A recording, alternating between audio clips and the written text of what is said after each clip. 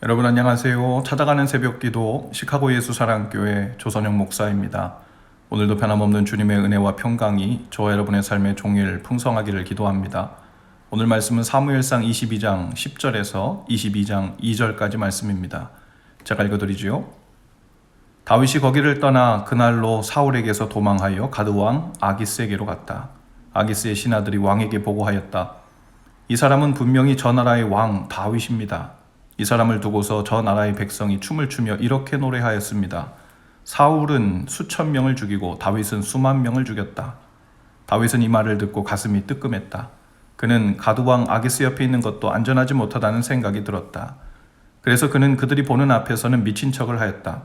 그들에게 잡혀있는 동안 그는 미친 사람으로 행동하여 성문 문짝 위에 아무렇게나 글자를 극적이기도 하고 수염에 침을 질질 흘리기도 하였다.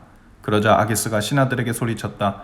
아니 미친 녀석이 아니냐? 왜 저런 자를 나에게 끌어왔느냐? 나에게 미치광이가 부족해서 저런 자까지 데려다가 내 앞에서 미친 짓을 하게 하느냐? 왕궁에 저런 자까지 들어와 있어야 하느냐? 다윗은 거기에서 떠나 아둘람 굴 속으로 몸을 피하였다. 그러자 형들과 온 집안이 그 소식을 듣고 그곳으로 내려가 그에게 이르렀다. 그들뿐만이 아니라 압제를 받는 사람들과 빚에 시달리는 사람들과 원통하고 억울한 일을 당한 사람들도 모두 다윗의 주변으로 몰려들었다. 이렇게 해서 다윗은 그들의 우두머리가 되었는데 400여 명이나 되는 사람들이 그를 따랐다. 아멘. 다윗이 사울이 있는 이스라엘에게서 도망갑니다. 블레셋 땅으로 가게 되는데요. 그는 블레셋 왕이 통치하는 가드 왕 아기스 왕에게로 가죠. 블레셋 땅으로 망명길에 오른 것입니다. 다윗을 죽이려는 사울의 열심과 기세가 얼마나 대단했는지 다윗이 스스로 생각하기에 차라리 이스라엘 땅보다도 적지인 블레셋 땅이 더 안전할 것이라고 생각할 정도였던 것 같습니다. 그는 광야 생활을 하면서 나이도 먹고 수염도 자라고 차림새도 다르니 아마도 사람들이 자신을 몰라볼 줄 알았던 것 같습니다. 그러나 적진이 평안할 곳일 리가 없지요. 가드 땅은 다윗이 일전에 죽인 골리앗의 고향이었습니다. 적의 소굴에 들어간 거지요. 전장에서 다윗을 눈여겨보았던 아기스의 신하들이 다윗을 알아보고 붙잡습니다. 그리고 왕에게 다윗을 데리고 가서 이스라엘의 적장을 잡았다고 보고합니다. 이 사람은 분명히 이스라엘 나라의 왕 다윗입니다. 이스라엘 여인들이 이 사람을 두고서 춤을 추며 이렇게 노래하였습니다. 사울은 수천 명을 죽이고 다윗은 수만 명을 죽였다. 그들은 적장을 잡았다고 자랑스럽게 왕에게 말했죠. 사람들이 하는 말을 듣고 다윗이 뜨끔했습니다. 블레셋으로부터 취한 그 과거의 승리들이 이제는 죽음의 이유가 된 거죠. 그에게 갑자기 두려움이 임합니다. 풍전등화의 위기에 놓였습니다. 이때 다윗이 하나님께 기도합니다. 그때 하나님께 기도한 다윗의 심정이 어떠했는지 오늘 본문에 나오지 않지만 시편 34편을 통해서 우리가 볼 수 있는데요. 4절부터 6절까지 이렇게 다윗은 고백합니다. 내가 주님을 간절히 찾았더니 주님께서 나에게 응답하시고 내 모든 두려움에서 나를 건져내셨다. 주님을 우러러 보아라. 내 얼굴이 기쁨이 넘치고 너는 수치를 당하지 않을 것이다. 이 비천한 몸도 부르짖었더니 주님께서 들으시고 온갖 재난에서 구원해 주셨다. 다윗은 하나님보다 아기스 왕을 두려워하던 죄를 회개하고 하나님을 경외하는 법을 배웁니다. 하나님은 그에게 미친 척하는 지혜를 주셨죠. 그리고 적들이 보는 앞에서는 미친 척 연극을 합니다. 미친 사람처럼 행동하여 성문 문짝 위에 아무렇게나 글자를 극적이기도 하고 수염에 침을 질질 흘리기도 했다고 했어요. 미친 사람처럼 리얼 연기를 한 거지요.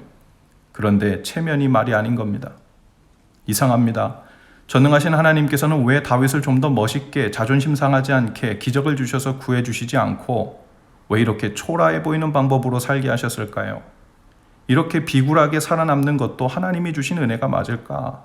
이런 생각이 다윗에게 들지 않았을까요? 골리앗도 멋있게 이겼고 나가는 전쟁마다 멋있게 승리하게 하셨는데 왜 이번에는 하나님께서 다윗에게 이렇게 비굴하게 간신히 목숨을 건지도록 하시는 것일까요?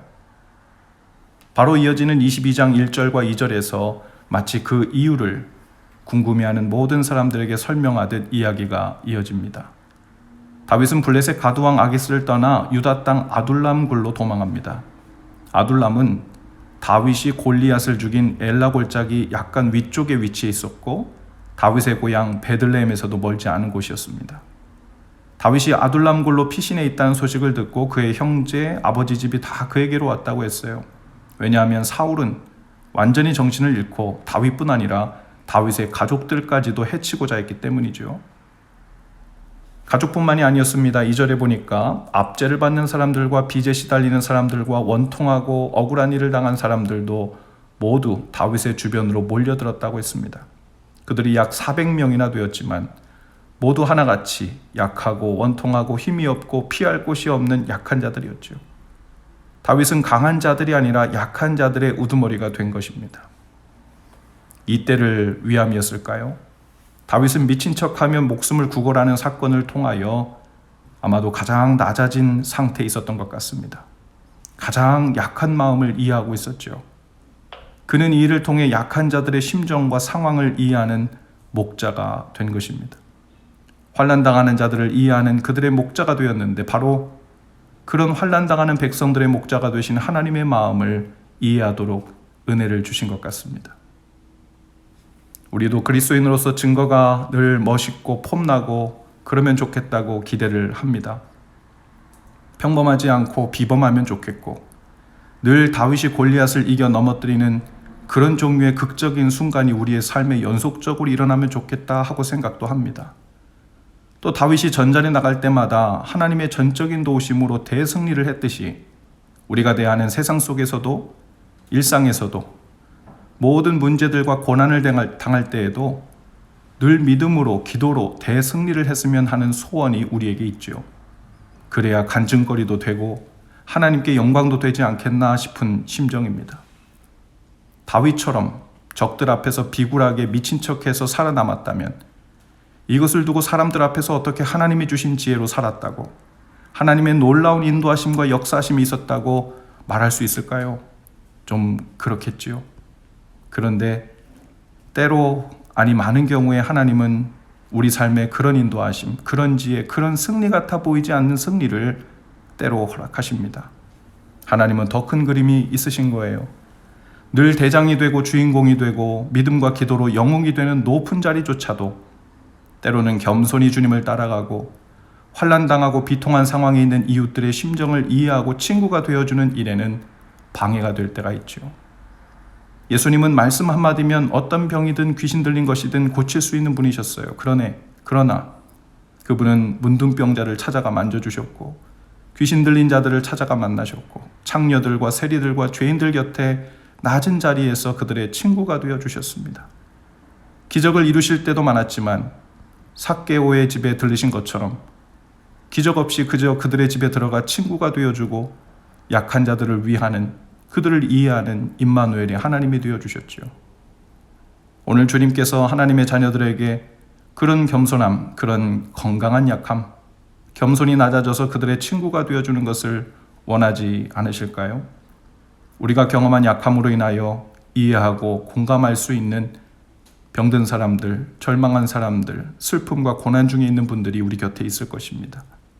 우리조차도 사는 것이 녹록지 않아 우리만의 아둘람굴의 피신에 사는 것 같은 그런 처지일지라도 주님은 우리와 함께 하십니다.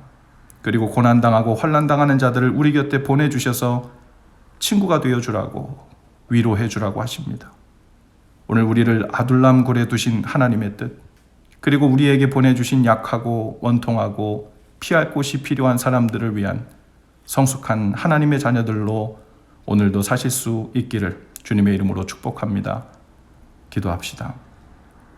주님, 승리의 기쁨에 으쓱이는 것보다 우리에게 잠시 허락하신 일상의 아둘람굴에서 주께서 보내신 사람들을 영접하고 위로하고 품어주는 그 귀한 사명도 오늘 힘껏 감당하는 날 되게 하옵소서.